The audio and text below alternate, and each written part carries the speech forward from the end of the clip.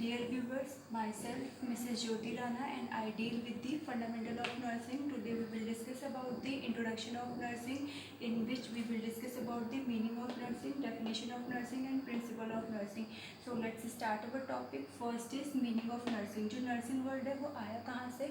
जो nursing word है वो एक लैटिन वर्ड है जिसका मीन्स है टू नरिश, जिसका मीन्स है टू न्यूट्राई. न्यूट्राई मीन्स होता है टू नरिश. नरिश मीन्स होता है किसी पर्सन की केयर करना, उसको चैरिश करना है, उसको ओवरऑल जो है वो हेल्थ केयर प्रोवाइड करनी है. अनदर वर्ड जो है वो नर्सिंग का न्यूट्रिक्स है जिसका मीन्स होता है नरिशिंग मदर. जैसे एक मदर अपने बेबी की केयर करती है वैसे ही हमें पेशेंट की केयर करनी है. उसके फिजिकल एस्पेक्ट पे फोकस करना है, उसके मेंटल एस्पेक्ट पे फोकस करना है, उसके स्पिरिचुअल एस्पेक्ट पे फोकस करना है और उसको प्रॉपरली साइकोलॉजिकल सपोर्ट देना है. नेक्स्ट है आपका definition of nursing. Definition of nursing में according to American nurses association इन्होंने 1973 में डेफिनेशन दी थी. Direct goal oriented adaptable to the need of the individual, the family and community during health and illness. यानी कि जो हम केयर पेशेंट को प्रोवाइड करते हैं वो डायरेक्ट होती है. मीन्स हम डायरेक्टली पेशेंट के साथ में क्या करते हैं, इंटरेक्ट करते हैं. गोल ओरिएंटेड होती है. मीन्स हमारा जो गोल होता है वो डिसाइडेड होता है कि हमें पेशेंट को बेटर केयर प्रोवाइड करनी है और हम उसका असेसमेंट करके उसकी नीड बेस्ड जो है अपने गोल को फिक्स करते हैं.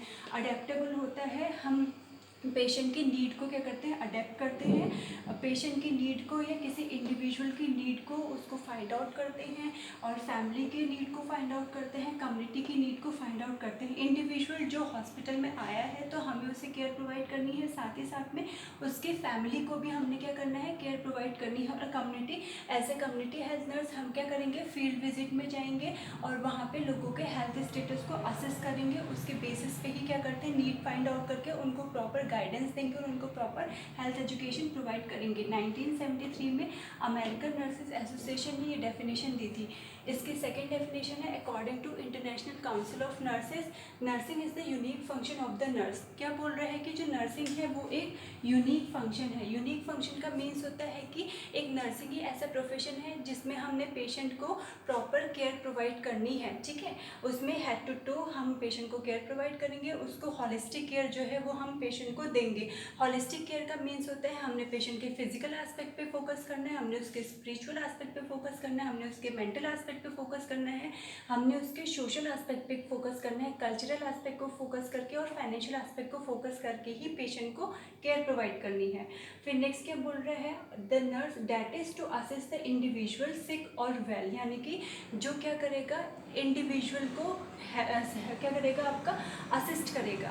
असिस्ट का मीन्स है क्या, उसको हेल्प करेगा, चाहे वो हेल्दी हो या फिर अनहेल्दी हो, सिक हो और वेल हो. मीन्स चाहे पर्सन बीमार हो तो भी ये एस्पेक्ट पेशेंट को हेल्प करेगा और अगर पेशेंट ठीक है तब भी क्या है, आपका वो हेल्दी कंडीशन में या फिर इंडिविजुअल जो है वो हेल्दी कंडीशन में तब भी क्या कर रहे हैं, हमने उसके सारे एस्पेक्ट को फोकस करके ही पेशेंट को केयर प्रोवाइड करनी है. जिससे कि क्या होगा, जो इंडिविजुअल है वो अपनी डेली एक्टिविटीज़ को परफॉर्म कर सकता है. ठीक है, वो अपने डेली के टास्क को खुद करेगा, उसको किसी की हेल्प की ज़रूरत नहीं पड़ेगी. और पीसफुल डेथ, यानी कि उसकी डेथ में भी हमें ये सारे एस्पेक्ट को कवर करते हुए उसको क्या करना है, केयर प्रोवाइड करनी है. जिससे कि क्या होगा, वो अपने स्ट्रेंथ को, अपने विल को और अपने नॉलेज को यूज़ कर सकता है. तो ये according to international council of nurses definition है. Nursing is the unique function of the nurse that is to assist the individual sick और well in the performance of those activities contributing to health or its recovery or a peaceful death if he would perform unaided, if he had necessary strength, will or knowledge. ठीक, अब next है आपका, हमारा meaning भी हो गई, हमारी definition भी हो गई. नेक्स्ट है आपका प्रिंसिपल्स. यानी कि जब हम किसी पर्सन को केयर प्रोवाइड करते हैं तो हमने किन किन प्रिंसिपल्स को फॉलो करना है. अगर आप बात करो नर्सिंग प्रिंसिपल्स की तो इसमें क्या है, आपका जो नर्सिंग प्रिंसिपल्स हैं वो हमने 2 टाइप्स के मेनली प्रिंसिपल्स होते हैं. एक है आपका नर्सिंग प्रिंसिपल्स और दूसरा है आपका साइंटिफिक प्रिंसिपल्स. ठीक है, तो अगर हम नर्सिंग प्रिंसिपल्स की बात करें तो कौन कौन से प्रिंसिपल्स आएंगे. फर्स्ट है आपका सेफ्टी. हमें पेशेंट की सेफ्टी का ध्यान रखना है. ठीक है, पेशेंट की सेफ्टी का ध्यान रखना है मीन्स उसे मैकेनिकल इंजरी से बचाना है। मैकेनिकल इंजरी का मीन्स होता है कि पेशेंट के रूम में या उसके आसपास उसके वार्ड में कोई भी ऐसा डिवाइस नहीं होना चाहिए जिससे कि पेशेंट को क्या हो, हार्म हो।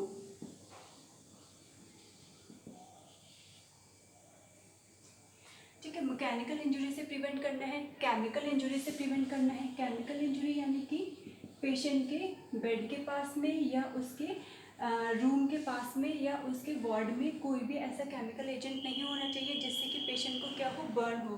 ठीक है, उसको इलेक्ट्रिकल इंजरी से प्रिवेंट करना है, यानी कि पेशेंट के वार्ड में कोई भी ऐसी ओपन वायर्स नहीं होनी चाहिए जिससे कि पेशेंट को क्या हो, बर्न हो जाए या उसे इलेक्ट्रिकल शॉक लगे। पेशेंट के जो बेड साइड रेलिंग है वो अप होने चाहिए जिससे कि क्या होगा, पेशेंट जो है वो जब टर्न होगा तो वो गिरेगा नहीं और उसे चोट नहीं लगेगी। पेशेंट का जो फ्लोर है वो स्लिपरी नहीं होना चाहिए, मीन्स वो स्लिप नहीं होना चाहिए। तो ये हो गया पेशेंट की सेफ्टी, मीन्स हमें पेशेंट की सेफ्टी का ध्यान रखते हुए उसे पेशेंट को केयर प्रोवाइड करनी है। अब सेकंड आता है हमारी खुद की सेफ्टी, हमें अपनी सेल्फ सेफ्टी का भी ध्यान रखना है ना।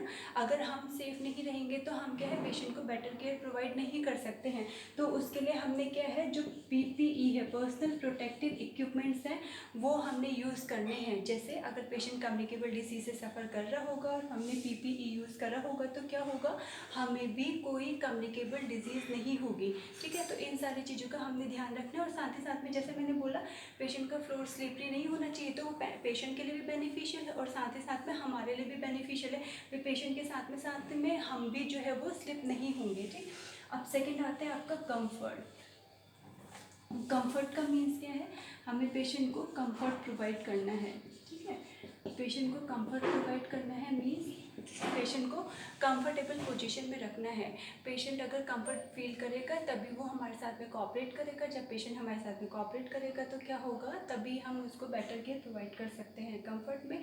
क्योंकि पेशेंट जो है वो अपने होम एनवायरनमेंट से आया है, तो होम एनवायरनमेंट उसके लिए फैमिलियर है, बट जो हॉस्पिटल एनवायरनमेंट है उसके लिए अनफेमिलियर है। तो वहाँ पर वो ऑकवर्ड फील करेगा, उसे एंग्जाइटी होगी, है ना। तो क्या होगा आपका, जब एंग्जाइटी होगी तो पेशेंट स्ट्रेस में जाएगा, तो उसका जो साइकोलॉजिकल पॉइंट ऑफ व्यू से अगर बात करें तो वो डिस्टर्ब रहेगा, है ना। उसका जो मेंटल स्टेटस है वो डिस्टर्ब रहेगा, जिसकी वजह से क्या होगा, हार्मोनल इम्बैलेंस होगा। तो पेशेंट को आप फिजिकल ट्रीटमेंट तो दे रहे हो, बट उसके मेंटल एस्पेक्ट पे आप फोकस नहीं कर रहे हो, तो उसका फिजिकल एस्पेक्ट भी क्या है, वो कवर नहीं हो पाएगा। तो इसीलिए हमने क्या करना है, सेफ्टी के साथ ही साथ में पेशेंट के कंफर्ट का भी ध्यान रखना है। अब नेक्स्ट अगर आप बात करो थर्ड प्रिंसिपल की, नर्सिंग प्रिंसिपल की, तो हमने क्या करना है, use of resources. Use of resources का मीन्स क्या है, रिसोर्सेज मीन्स हम लिमिटेड रिसोर्सेज में पेशेंट को कैसे बेटर केयर प्रोवाइड कर सकते हैं, ये हमें पता होना चाहिए। जो भी रिसोर्सेज, जो भी आर्टिकल्स हमारे पास अवेलेबल हैं, उनको यूज़ करके ही हमने पेशेंट को एक बेटर केयर प्रोवाइड करनी है। नेक्स्ट है आपका गुड वर्कमैनशिप। गुड वर्कमैनशिप का मीन्स है हमें यहाँ पे अपनी स्किल को, अपने नॉलेज को यूज़ करना है। गुड वर्कमैनशिप ये एक आर्ट है कि हम पेशेंट को कैसे केयर प्रोवाइड करेंगे। नेक्स्ट है आपका इंडिविजुअलिटी। इंडिविजुअलिटी का मीन्स है कि जब भी हम पेशेंट पे कोई प्रोसीजर करेंगे तो उस प्रोसीजर के ड्यूरेशन में हमें पेशेंट की नीड को आइडेंटिफाई करना है। उसकी नीड को आइडेंटिफाई करके ही हमें पेशेंट को केयर प्रोवाइड करना है। इसका मीन्स है आपका इंडिविजुअलिटी। तो ये हमारे क्या थे, नर्सिंग प्रिंसिपल्स थे, जिसमें हमने फर्स्ट आपका सेफ्टी पढ़ा, सेकेंड आपका कंफर्ट पढ़ा, थर्ड आपका यूज़ ऑफ रिसोर्सेज है, फोर्थ आपका गुड वर्कमैनशिप है और नेक्स्ट है आपका लास्ट वर्ड इंडिविजुअलिटी। अब नेक्स्ट है आपका साइंटिफिक प्रिंसिपल्स। साइंटिफिक प्रिंसिपल्स में हम अगर बात करें तो जिसके पीछे साइंस अप्लाई होती है वो कौन कौन से ऐसे प्रिंसिपल्स हैं। ठीक है, उसमें फर्स्ट आता है आपका एनाटॉमी एंड फिजियोलॉजी।